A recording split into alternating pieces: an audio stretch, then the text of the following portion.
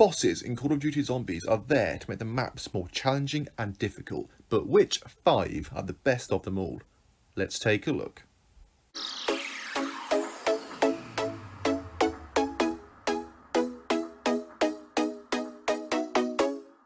Hi guys, and welcome back to another top 5 zombie video, and today we're going to be ranking the top 5 best bosses from World at War, Black Ops 1 and Black Ops 2 zombies. Now guys, if you could subscribe and hit that like button, that would be very much appreciated. I'm trying to get to 1,000 subscribers, so if you could help me out, that would be awesome. But with that said, let's move on to the list. Now, starting off on our list at the number 5 spot, I have gone for the jumping jacks from Die Rise. Now, a lot of you might be wondering why I put these on the list, because a lot of people like to hate on these and they say, oh, they're just rip-off Nova Crawlers, man. And I do get that, you know, they look identical to the Nova Crawlers that we see on Kino de Toten and 5, but the reason why I put these on the list is because I don't really care. I actually think that they're a pretty good boss. So yes, they are basically the Nova Crawlers, but you know, they jump around, they are very unique. There's no other boss like that, like jump off the wall and off the ceiling. They're not too challenging either, and they're not too easy. You know, you've got to take them sort of semi-seriously when you hear when you hear the spawning in, because they are quite quick. They can sort of keep up with you. So, but as long as you keep moving, you shouldn't really have much of a problem defeating these guys. Also, of course, I'm sure you guys do know, but if you basically kill all of the jumping jacks without missing any bullets or without shooting any bullets at all, then you are rewarded with a free perk. And on Die Rise, that's a bittersweet moment, because you might end up getting Who's Who, which is of course a perk which you genuinely do not want to get. So sometimes it pays off, sometimes it doesn't.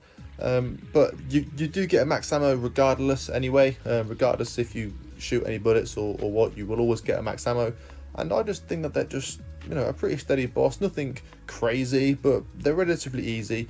You get a free perk from them, a max ammo every time, and I just don't think that they're that bad. So I'm going to very kindly put them in at the number 5 spot. Now, moving along to the number 4 spot, I have gone for the monkeys from Shangri-La. Now, these monkeys are exclusive to this map, and I think that although they can be annoying at times, I think that the pros actually outweigh the cons when it comes to the monkeys. Now, of course, the most annoying thing which the monkeys do on this map is they take your power-ups. So when you're playing obviously zombies, every now and then, you'll get a drop, whether it be a nuke, insta-kill, double points, whatever it may be. And every time you get a drop on this map, the monkeys will appear in a nearby location. They will run up to the power-up and they will catch it, like pick it up, and they will start to run back to the spawn room or to where Pack-a-Punch is. And if you're not quick enough, or if you don't see the monkey, or if you're just not paying attention, then the monkeys will basically take the power up off you and you're not able to collect it, as you can see here in this clip. And they'll go up these stairs here, and once it jumps on the stairs, you are not able to retrieve it, unless of course you're quick enough to activate the Pack-a-Punch staircase and then get it. But if you don't have that open, then the power up is essentially gone forever. Now, while this is very annoying, there is of course a flip side to it, and you can actually manipulate the drops from the monkey. So when the monkey picks up a power up and starts running back to the Pack-a-Punch machine, the power ups will start cycling through above the monkey. And if you killed the monkey at the time where the power up which you want is above the monkey, then you will actually be able to change the power up to anything that you like. Now, I'll show you what I mean in this clip. So this monkey coming down the bridge here, he's going to pick up my insta-kill, and you can see it's cycling through all of the power-ups, double points, max ammo, etc. And you can see there, you can actually get any power-up which you like if you kill the monkey at the correct time. Now, this obviously is very difficult at times, especially when there's zombies around, but if you are quick enough, then you can use this to your advantage. Now, the monkeys are also kind enough to give you a free perk. So when a monkey picks up a max ammo drop, it will start to run back to the Pack-a-Punch machine like normal, but instead of only going through the normal power-ups for a very split second, a perk bottle will also appear above the monkey, and if you are quick enough to kill that monkey when that perk bottle is there, then you are rewarded with a free perk.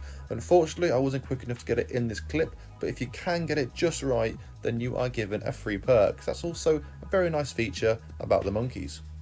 All in all, I do not have any issues really with the monkeys. You do get 500 points if you can kill them before they get your power up, and 1000 on double points. And if you do pick up a power up and the monkeys hit you, then you only get 10 points. So make sure that you do kill them before they hit you in order to get the full point advantage. But overall, I have no issues really with the monkeys, so I think they do deserve the number 4 spot. Moving on to the number 3 spot, I have gone for the Pentagon Thief from the map 5 of Black Ops 1. Now, the Pentagon Thief will spawn in every now and then, and he will basically chase you around and he will take your weapon. And he's actually quicker than you, so you can't outrun him. He's the only boss which you can't actually outrun, and he will take your weapon and he will then run around in the laboratory area, basically for a certain period of time, and if you don't kill him, then he will go through the final teleporter, taking your gun with him. However, of course, if you kill him before he goes through that final teleporter, then you are very generously rewarded with a max ammo and a fire sale every time, which is very nice. So he also doesn't actually damage you either.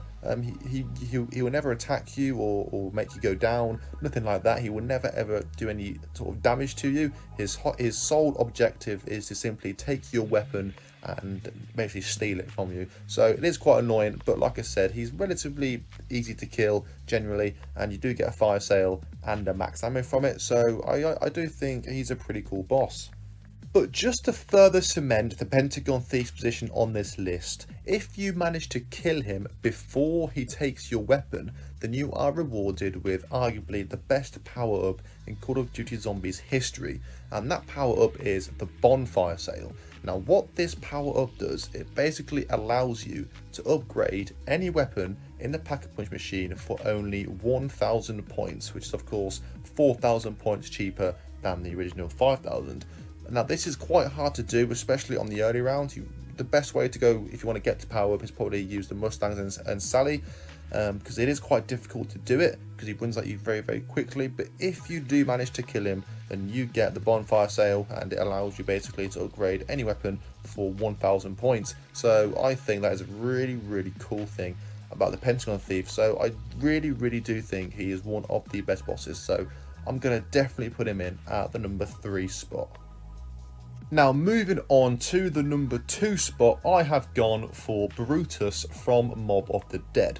Now, Mob of the Dead came in at number 2 on my top 5 best maps list that I did, and I believe Brutus deserves the number 2 spot in this video. So Brutus, in my opinion, is the most well-balanced boss in Zombies history. He's not too difficult, he's not too easy, you know, he's not the fastest boss, but he does deal a lot of damage if he gets near to you, and you cannot sleep on Brutus. You cannot just brush him off and, you know, oh, I'll deal with him later. You've got to take him seriously, because he will do some serious harm if he manages to get you in a corner and starts hitting you. So make sure that you keep your distance from him. The best way to kill him is headshots, of course. He has like a 2-stage sort of system where you'll shoot him in the head and you'll knock off his helmet, and he will temporarily stop running, which allows you to make a getaway if you're trying to escape from him. And then of course you can finish him off after you've shot off his helmet. Now, he does go around, he locks things down, you know, he locks the box, he knocks the barriers off windows, he locks the workbench, and these will cost 2000 points to basically get back, which I don't have a problem with that. You know, he's a boss, he's got to do something. But yeah, I just really enjoy facing him. He's very heavily related to the map. You know, he of course makes an appearance in the cutscene when you first start a game, and he's of course the guard of the prison. He's very heavily invested in the storyline, so I think he is a very interesting and well balanced boss, and I do genuinely enjoy facing him. There's some bosses which I just simply hate for, you know, whatever reason, but Brutus, I think he adds something to the map. He's very enjoyable. He's not too difficult, not too easy. You've got to take him seriously, and yeah, I do think he is one of the best bosses that we see. So I'm going to put Brutus in at the number 2 spot.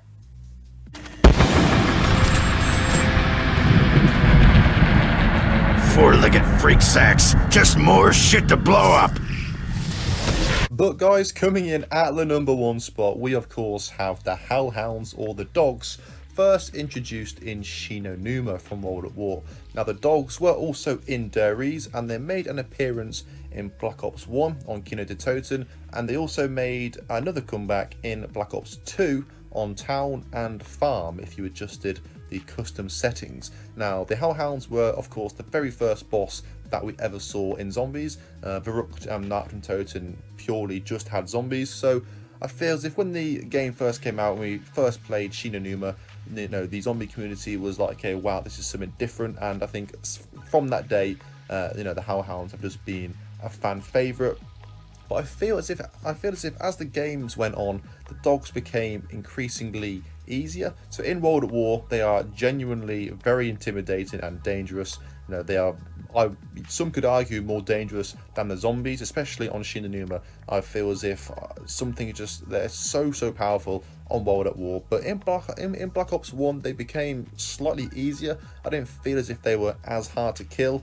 And in Black Ops 2, I felt as if they were fairly easy. But in World at War, they are very dangerous, very intimidating, and I simply just can't really pick any faults with them.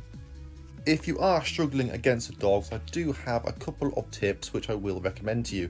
The first one is buy the trench gun. The trench gun is very powerful at killing the dogs. It's only 2 shots. As long as you hit your bullets, the trench gun will never be more than 2 shots to take out the dogs. Second is buy bouncing betties. Again, these are very useful and effective at taking them out. Make sure you place them in locations where the zombies won't set them off, so when the dog rounds does appear, then you can sort of strategically move around to the bouncing betty locations, and it will help you take out quite a few of the dogs. Also, just lastly, this one is only for Der Riese, buy the bow knife. The bow knife is always 2 stabs against the dogs, no matter what round, and very useful when taking out dogs, so make sure that you buy the bow knife. Maybe this is the nostalgia talking, but I do think that the Hellhounds, or the dogs, are the best boss in zombies history, so I'm going to put them in at the number 1 spot.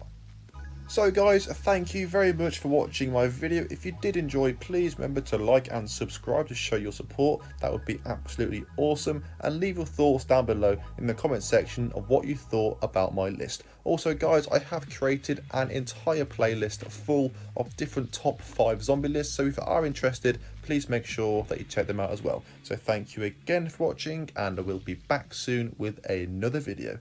Goodbye.